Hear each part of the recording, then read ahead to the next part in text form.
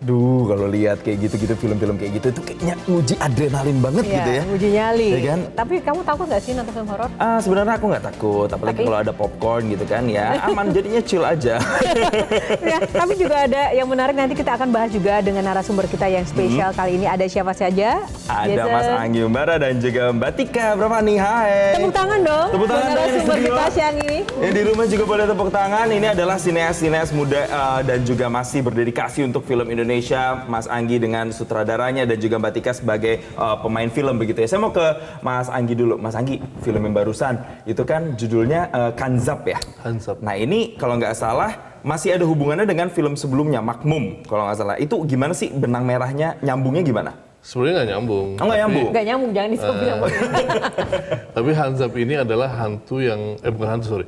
Jin atau makhluk, makhluk yang dari bangsa jin yang tugasnya emang mengganggu manusia pada saat mereka sholat. Oke. Kapan sih tayangnya?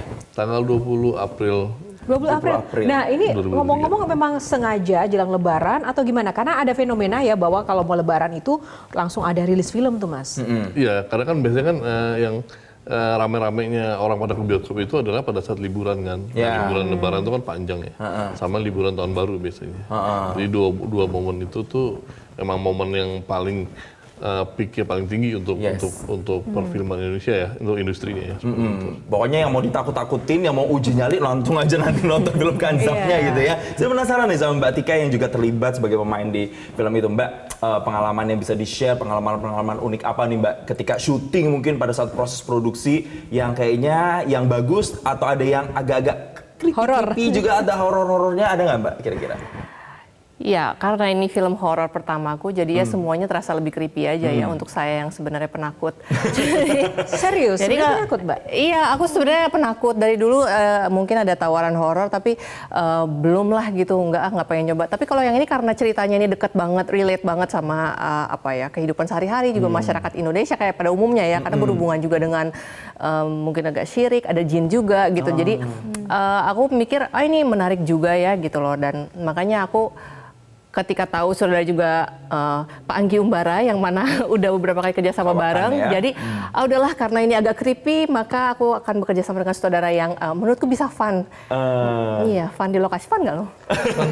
Creepy sih. Iya, kalau mungkin pengalaman sih nggak ada yang gimana-gimana ya, paling pas udah lewat tengah malam tuh biasanya kan karena kita jamnya kebalik ya, produksinya biasanya banyakan malam, itu ya ada kayak suara-suara berisik, padahal nggak ada yang denger, cuman katanya di monitor ada kedengeran gitu. Terus suara yang rame gitu ngomong, pesanan dong. Kedengarannya dari ruko sebelah, tapi kita gebrak, pas lagi kita lihat nggak ada siapa. Soalnya itu kan ruko kosong kan, abandoned banget kayak udah beberapa tahun gitu, jadi bener-bener creepy. Hampir 24 jam ya. Kita istirahat juga Kebayang.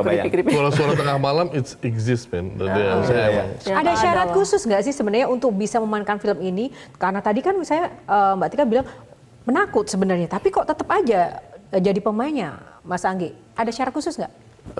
Enggak sih, karena pada saat kita syuting pasti udah, maksudnya kita bawa se-fun mungkin dan pasti fokus ke pekerjaannya. Jadi kayaknya maksudnya apakah dia takut atau penakut atau enggak tuh kayak enggak. Ada treatment khusus nggak sih untuk memproduksi film seperti Kanzab, film horor seperti ini? Iya.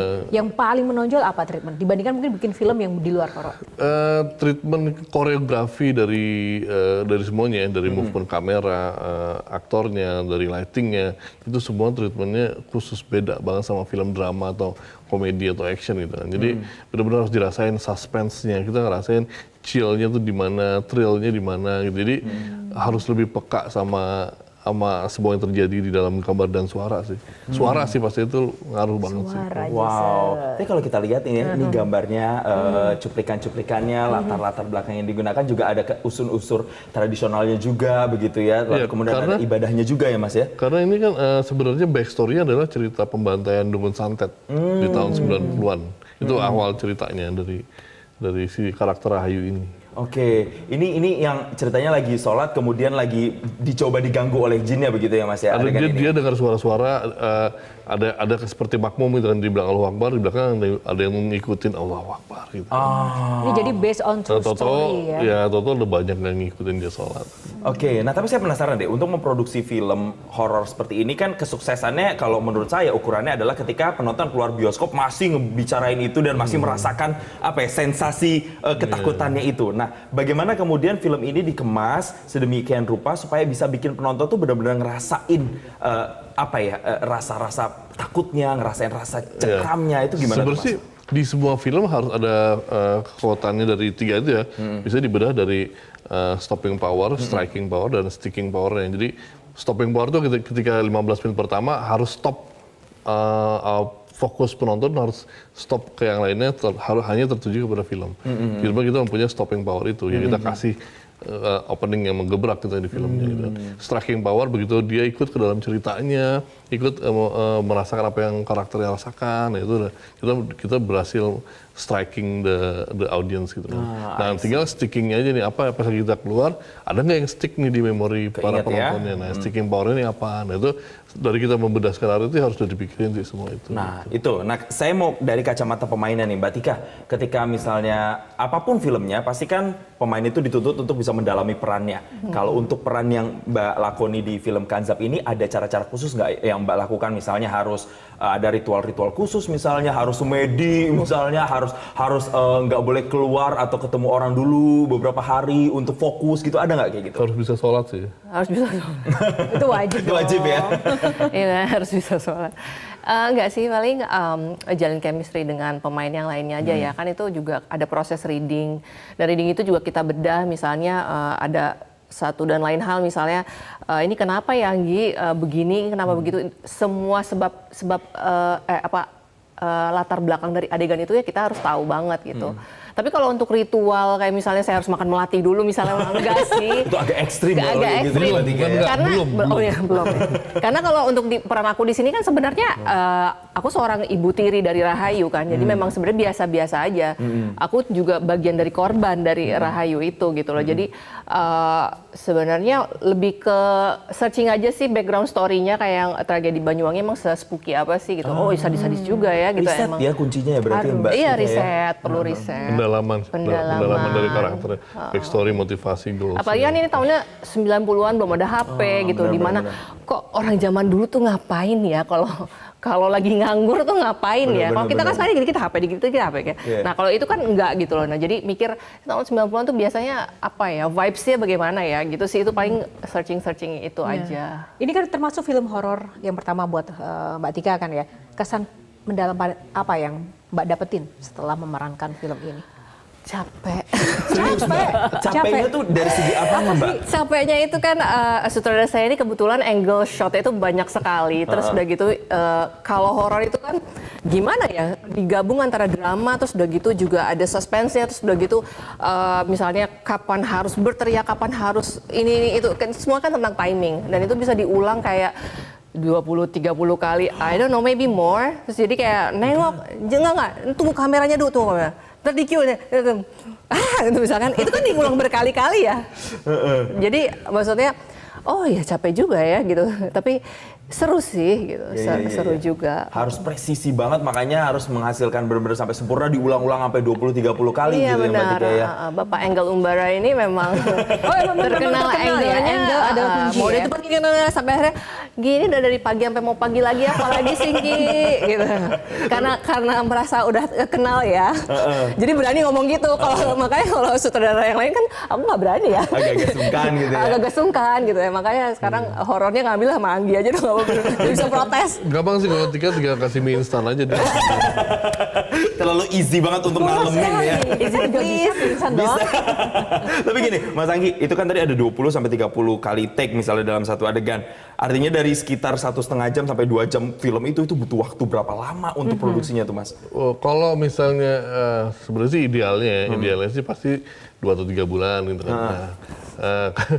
Idealnya gitu. Ketawa nih, kenapa nih? Kenapa? Karena gimana nih? Oh pasti ini udah serba ngebut banget, pengen mencapai standar atau kualitas yang tertinggi gitu kan. Nah, kita sih nggak lebih dari 20 hari sih. 18 sampai Syutingnya aja ya, syutingnya tuh 18 sampai Tapi diperes banget gitu saya 18 dari pagi hari. sampai pagi diperes. Serius. Ya sebenarnya kalau orang saya dari mungkin dari industri luar tahu gitu, dia pasti akan kaget juga. Wah, Iya. mana ada kita bikin misalnya di Hollywood ya bikin film yang cuma 2 minggu atau 18 hari itu mungkin nggak ada kali. Misalnya yang pasti mereka ya sebulan atau 3 bulan biar sampai. Iya, rata-rata biasanya kalau kita dengar ya 3 bulan ya. Iya, dari Itu riset, progres survei. gitu. Tapi kan kita juga ya Itu karena memang dikejar target, deadline atau momentum atau apa, Mas? bukan, karena kita ada target yang dituju, ada dari perhitungan secara bisnisnya. Jadi emang budgetnya hanya bisa sekian untuk mencapai target yang sekian dari penonton. Nah, akhirnya dari yang cuma bisa dikeluarkan itu berapa? Nah, itu kita work dari situ gitu. Kompleks ya. Jadi emang kompleks. Jadi Back to budget. kalau nggak bisa gitu kita nggak bikin film gitu. Benar.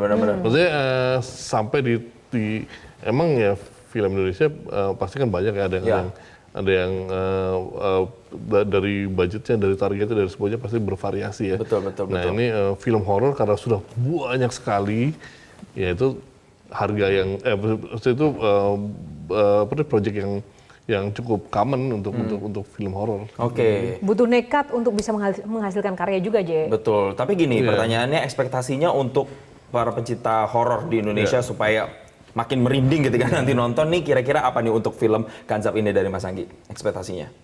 Ekspektasi sih pasti kita ambil Kanzab ini karena dekat sama penonton Indonesia kan, karena kan mayoritas orang Indonesia kan Muslim, jadi pasti pernah merasakan sholat, pasti dalam sholat mereka bertonton pernah merasakan atau berpengalaman terjadi ini itu gitu. Nah ini juga film ini juga berdasarkan ya pengalaman dari orang-orang yang pernah merasakan diganggu pada saat sholat itu. Nah ini ekspektasinya sih mereka akan relate ke situ dan juga mengambil kalau bisa ada makna yang diambil dari film ini atau cerita atau refleksi dari kehidupannya, ya alhamdulillah. Oke, artinya ada unsur relatable-nya, nggak cuma nakut-nakutin aja, nggak cuma serem-seremannya Enggak aja. sih, itu serem-sereman itu kan bagian dari hiburannya ya. Bagian dari thrill-nya, kita habis takutan kita ketawa di bioskop. Misalnya, ya itu hiburan film horor ya kayak begitu. Semoga nanti bisa terpenuhi ya ekspektasinya ya. Kaget beneran. Semoga benar-benar bisa kayak gitu nanti ya film Kanzab. Bercanda ya pemirsa ya. Tapi tentunya untuk segmen berikutnya kita nggak akan bercanda karena masih akan ada informasi-informasi Saya lainnya. berdiri, nggak bisa. Kaget. Karena kagetnya kita jeda dulu untuk ngeredain kagetnya Aduh. Yohana ya. Kalau gitu tetap bersama Puasa kami di lagi. sini.